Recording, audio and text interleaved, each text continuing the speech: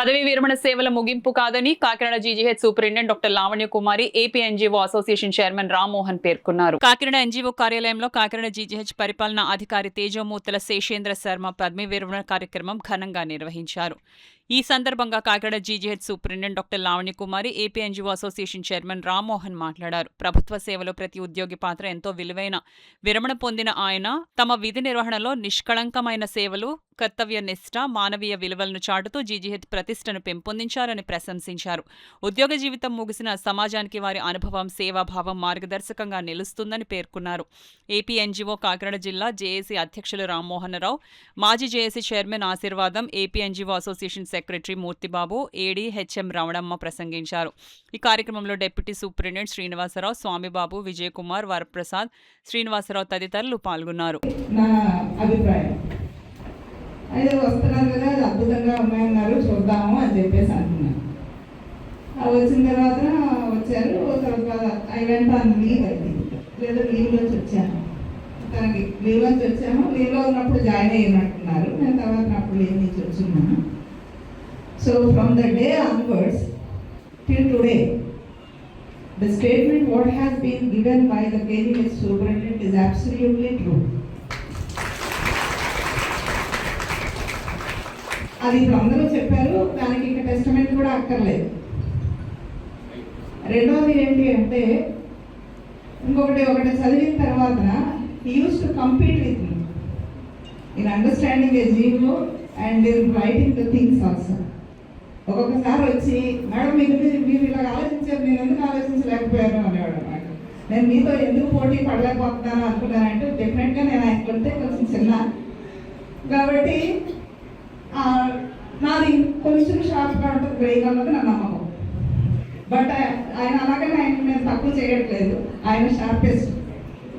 Okay, so I use to have a very healthy competition in understanding the things and doing the things fast. So that I really miss.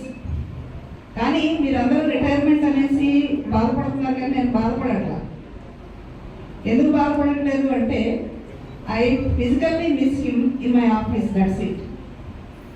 ఎందుకంటే ఆయన leave పెట్టినప్పుడు ఎప్పుడు ఏం చెప్పేస్తారంటే, madam నా దగ్గర laptop ఉంటుంది, నేను ఎప్పుడూ అందుబాటులో ఉంటాను, ఏం పర్వాలేదు అని. అందుకని ఆయన లీవ్ పెట్టినా నాకేం ఇబ్బంది అనిపిస్తుంది. ఇంట్లో కూర్చొని కూడా ఆఫీస్ పని చేస్తారు కాబట్టి, ట్రైన్లో కూర్చొని కూడా ఆఫీస్ పని చేస్తారు కాబట్టి. సో నాకు ఏమైనా కావాలి అంటే, ఎవగారు ఇది కావాలి అంటే వెంటనే రాసేసి ఎవరికో పంపించి మేడం ఇచ్చేయి కాగితం అంటే, నా కాగితం మీద నాకు వచ్చేస్తుంది టేబుల్ మీద. So the same feeling I have even today. But కొన్ని ఇప్పుడు ఈయన ఆఫీస్ లేదు కాబట్టి అఫీషియల్ అడ్మినిస్ట్రేషన్ కొన్ని చెప్పలేను కానీ అఫీషియల్గా, but I can take his advice in some of the things.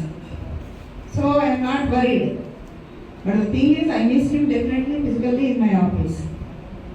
The second thing, what I have observed is, ఇంట్లో ఒక తెలియని చిన్నపిల్లవాడు ఉన్నాడు. That maybe the family members knows him. He is too soft in his heart. It is hard. చిన్న విషయానికి కూడా చాలా ఎక్కువ కదిలిపోతాడు ఆయన. సో నాకు బాగలేనప్పుడు హాస్పిటల్కి వచ్చి చూసి he started crying.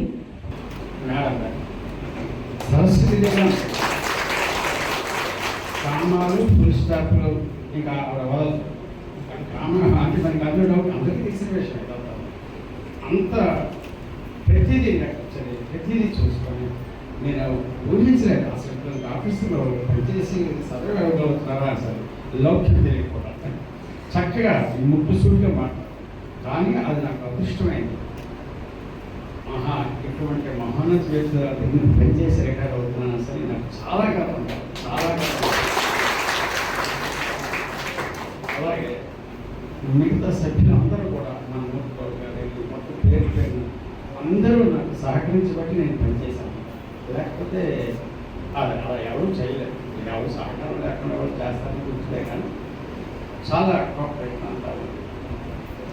రెండోది ఏంటంటే, నాకు ఇంకా ఫ్యూచర్ ఫ్రెండ్షిప్ అసలు వాసం చేస్తాను.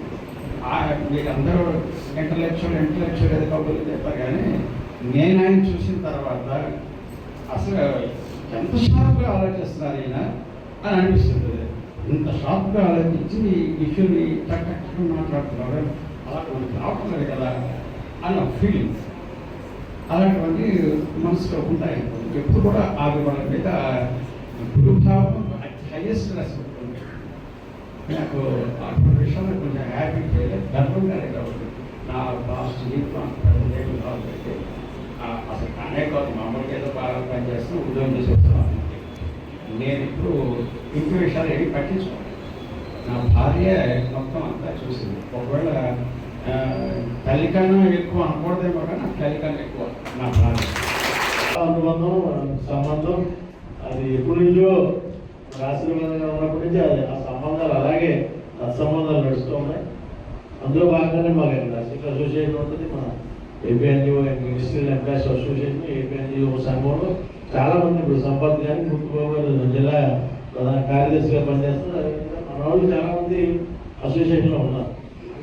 ఆ సందర్భంగా మేము ఆసుపత్రికి రావడం, ఏదైనా అక్కడ సమస్య లేదు మేడం గారితో మాట్లాడటం, ఈలోపు సరదా దగ్గరికి వెళ్తే ఎప్పుడు చాలా హ్యాపీ నవ్వుతూ సరదాగా మాట్లాడుతూ ఉండేవారు. ఏంటంటే మేడం ఇప్పుడు మీ బిజినెస్ గారు చెప్పింది కూడా మా మేడం గారు చెప్పింది కూడా ఏంటంటే మీరు ఎక్కువ జస్ట్ ఇక్కడ వచ్చి కూర్చున్న తర్వాత కూడా నేను ఆఫీసు డ్యూటీస్ సక్రమంగా మీరు 10:30కి వెళ్ళి మీరు హ్యాపీగా మీరు డ్యూటీ చేసుకుంటూ సంఘాన్ని నడుపుతున్నారని నాకు తెలిసిందని ఆయన చెప్పడం కూడా జరిగింది.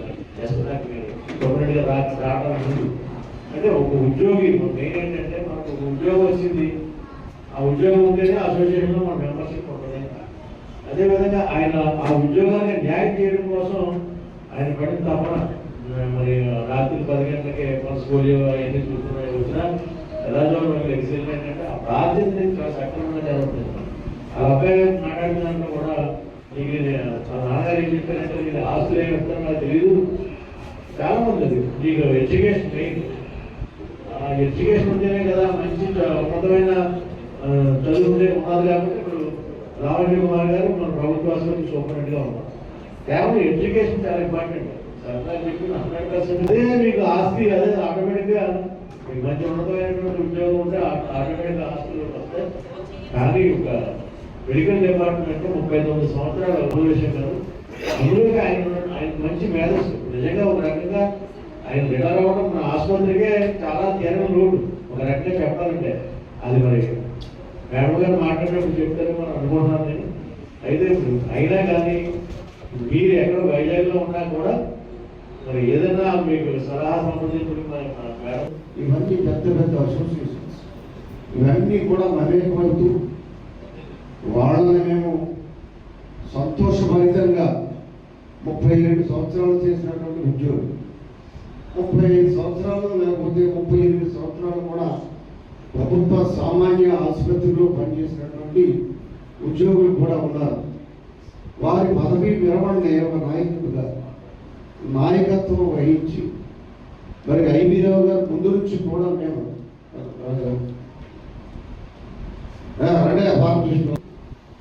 మేడం గారు మా జనరల్ హాస్పిటల్ కాకినాడకి మీరు తెలియలాంటి వారు, అడ్మినిస్ట్రేషన్లో సూపరింటెండెంట్ గారు ఉన్నారు. మీరు ప్రభుత్వ సామాన్య ఆసుపత్రిలో ప్రభుత్వ ఉద్యోగి పనిచేసే చోట ఎవరైనా సరే వాళ్లకు మీరు ఇదే అడిగేవాళ్ళని రాఘవేంద్ర గారు గురించుకోవాలి, వాళ్ళని గౌరవప్రదంగా పంపించవలసినటువంటి బాధ్యత ఐబీ రావు గారికి ఆయన తీసుకునేవారు. నాయకుడు రాబోయే మన వాళ్ళ 2 డాక్టర్స్ మమ్మల్ని అందరినీ కూర్చోబెట్టి చక్కగా పదవీ విరమణ చేసి ఆసుపత్రి నుంచి వ్యాన్ ఇచ్చి వారింటి వరకు వాహనం మనందరం పంపించేవాళ్ళు. ఈ వరవడి ప్రభుత్వం నుంచి ఒక లెటర్ వచ్చింది. ఆ లెటర్ని మీరు ఫాలో అవుతూ ఉన్నారు కరెక్టే. మా నాయకులు ఏం చేస్తున్నారో నాకేం అర్థం కావట్లేదు అన్నమాట. ట్రేడ్ యూనియన్స్ ఎంత కష్టపడుతున్నారు, స్వాపింగ్ చేస్తున్నారు, దొడ్లు తుడుస్తున్నారు, క్లీనినెస్ అంతా జీజేసి కాకినాడ మరి ఆ కాకినాడ శుభ్రం చేస్తేనే కానీ సూపరింటెండెంట్ గారు కానీ లేకపోతే చీఫ్లు కానీ అసిస్టెంట్లు కానీ వాటిలో రాలినటువంటి పరిస్థితిని మనం తయారు చేస్తాం. ఇటువంటి పరిస్థితుల్లో 32 సంవత్సరాలు 35 సంవత్సరాలు పనిచేసినటువంటి ఉద్యోగి ఒక రైల్వే శాఖలో పనిచేసినటువంటి గ్యాంగ్ మజ్దూర్ అక్కడ పనిచేస్తుంటే ఆ స్టేషన్ నుంచి ఆ ఊరు ప్రక్కన ఉన్నటువంటి ఆ ట్రైన్ల భోగికి చక్కగా మరి ఆకులు కట్టించి తోరణాలు కట్టి వాళ్ళ ఎంటర్టైన్మెంట్ ఫంక్షన్ చేసి ఆ ఊరు నుంచి అక్కడ పనిచేసే దగ్గర నుంచి ఆ ఊరు వరకు రైల్వే మజ్దూర్ ఎంప్లాయీని ట్రైన్లో ఎలా పంపిస్తున్నారు అంటే ఇక్కడ ఒక క్లాస్ ఉన్నది అనుకున్నాం. రాత్రి కూడా అడిగాను ప్రభుత్వం బ్రిటిష్ వారు ఉన్నప్పటికీ కూడా ఎక్కువ డిపార్ట్మెంట్లో ఉంటాము, తక్కువ ఆఫీస్ పనిచేస్తున్నారు. బ్యాక్ అండ్ వర్క్స్ డిస్కషన్స్ చూసుకుంటూ శుభ్రంగా ఉండడం బిగ్ అసెట్. అందరూ చెప్పినట్టు ఆఫీస్ అనేది ఈజీ కాదు అని చెప్పి no rules or regulations, government restrictions, okay. So today's government jobs. So ఏదైనా చూస్తే పెద్దగా హ్యాపీగా ఉండే సిస్టమ్ అయితే లేదు. ఎందుకంటే సిస్టంలో బాగుంది అన్ని బాగున్నప్పటికీ కూడా ప్రెషర్ అన్వాంటెడ్ థింగ్స్ అనేది చాలా ఎక్కువ. నిజంగా మనం చేసే దాంట్లో నాకు నిజంగా చూస్తే ఆ పేషెంట్ కేర్ అనేది వదిలేస్తారు. ఈ అడ్మినిస్ట్రేటివ్ థింగ్లో దాదాపు 50-60% మనం రెడ్యూస్ చేసుకొని కూడా పని చేసుకోవచ్చు. లేని మనం ఒత్తిడి పెట్టి ఏదో చేస్తున్నాం కానీ అది నిజంగా అనుకోలేదు. అట్లాంటి ఒక సిస్టంలోకి ఏ అడిగితే అందరూ చెప్తున్నట్టు ఆయన చాలా ఫాస్ట్గా డిస్కషన్ అయ్యి ఒక 10 minutesలోకి పేపర్ మీద మళ్ళీ వచ్చేస్తుంది. సో ఆయన డ్రాఫ్టింగ్ స్కిల్స్ అనేది యాక్ట్గా రాసుకోవడము కన్వే చేయడం అనేది ఒక ఆర్ట్. సో ఎంప్లాయీస్ అందరూ ఆయనతో పనిచేసినప్పుడు ఆఫీస్ స్టాఫ్కి అదొక అసెట్ ఎట్లా చేయాలి అనేది నేర్చుకోవడానికి ఒక ఎక్సలెంట్ అవకాశం. అందరూ దాన్ని చెప్పారు. అది డెఫినెట్లీ మిస్ అవుతారు. రిటైర్మెంట్ అనేది ప్రతి ఉద్యోగ జీవితంలోనూ సహజం. మనం జాయిన్ అయినప్పుడే మనకి రిటైర్మెంట్ డేట్ అనేది ఫిక్స్ అయిపోతుంది. సో దానికి మనం మెంటల్గా ప్రిపేర్ అయి ఉంటాము. కాకపోతే నేను ఇక్కడ వచ్చి 1 year అవుతుంది. నేను సార్తో 1 year నుంచి కలిసి పనిచేశాను. నేను వచ్చేటప్పుడు ప్రమోషన్ మీద వచ్చాను. జీజీహెచ్ కాకినాడ అనగానే మాకు టీడీ గారు కానీ మాకు అక్కడ నాకు సార్ వాళ్ళు అన్నారు, అక్కడ ఎవరెవరు ఉన్నారు, ఎలా పనిచేస్తారు కనుక్కమ్మా ముందు అని చెప్పేసి నేను కాల్ చేయించినప్పుడు ఫస్ట్ ఏవో గారి పేరు చెప్పాను. మీకు అక్కడ ఏవో గారు ఉన్నారు, ఎలాంటి ఇబ్బంది లేదు అని చెప్పేసి. సో నేను ఇక్కడికి వచ్చిన దగ్గర నుంచి కూడా నేను సార్తో కలిసి వర్క్ చేసినప్పుడు చాలా ధైర్యంగా ఉంటుంది. ఆయన ఉన్నారంటే ఆఫీస్లో చాలా ధైర్యంగా ఉండేవాళ్ళము. అంత ఫాస్ట్గా వర్క్ చేస్తారు, అంత ఏదైనా ప్రాబ్లం ఉన్నా కానీ సాల్వ్ చేస్తారు సార్. కానీ ఆయన రిటైర్డ్ అవుతున్నారంటే చాలా బాధగా ఉంది. తర్వాత కూడా రిటైర్మెంట్ అయిన తర్వాత కూడా మీ సలహాలు అవన్నీ మాకు అవసరం సార్. మేము కాల్ చేస్తుంటాము, మీరు రెస్పాండ్ అవ్వండి సార్. అంటున్నారు రిటైర్డ్ అయిపోయిన తర్వాత ఎవరు పట్టించుకోరమ్మా, ఎవరు 2 రోజులు ఫోన్ చేస్తారు తర్వాత చేయరు. లేదు సార్ నేను చేస్తాను. నేను ఎప్పుడు మిమ్మల్ని కలపిస్తూ ఉంటాను, మిమ్మల్ని సలహాలు అడుగుతూ ఉంటాను, మీరు చెప్పాలి సార్. ఆఫ్టర్ రిటైర్మెంట్ కూడా సార్కి హెల్తీగా సంతోషంగా ఉండాలని మనస్ఫూర్తిగా చూసినప్పటి నుంచి పెరిగినప్పటి నుంచి ఆయన ఉన్నప్పటి నుంచి ఫస్ట్ థింగ్ చూసేటంటే ఆయన చెప్పేది ఒకటే, knowledge is power. So every time you should be knowledgeable. And I never seen such a person who doesn't have a desire of money. So అడిగే నాన్న మీకు ఏదైనా ఇంకేనా ఆస్తులు ఉన్నాయా లేకపోతే ఏదైనా మీరు కూడా పెట్టారా actually I use to ask him about. But ఆయన చెప్పేది ఏంటంటే ఫస్ట్ ఏంటంటే money secondary but knowledge is the main thing. So the background, what he gives me actually, I stood in my, when actually I can't live actually thereby the diagram actually I nature. And actually currently nothing is cybersecurity education. So cybersecurity, how this works and everything, which I mean it's actually fascinated. So I am under processing and coming up to my childhood. So let's say I mostly in second class to number teacher and I think my computer ఉండేది. నేను అడిగి నాకు ఇందులో computer కదా అవసరమా, మీరు every time like డబ్బులని దీంట్లో టెక్నాలజీ వాటిలో మీరు ఎక్కువ ఇన్వెస్ట్ చేస్తారని అంటే ఈ టు సే రేపు ఎవరైనా అడగచ్చు అని. So what you learn about it. So ఆయన అప్పుడే మాట చెప్పేవారు ఏంటంటే నేను ఎవరైనా అడగచ్చు ఏ విషయం జరగచ్చు. And he use to tell me one thing, నా టైంలో నాకు ఎప్పుడు కూడా ఒక రోజు అన్నం తింటే చాలా ఎక్కువ. అలాంటిది నేను actually my levels I always use to think about it. నాకు కనుక మీకు ఇచ్చినంత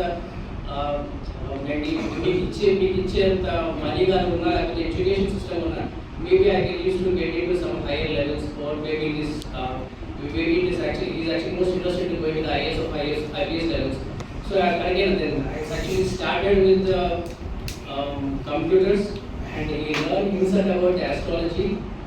I never see such a person who used to read about all these technologies and again the knowledge related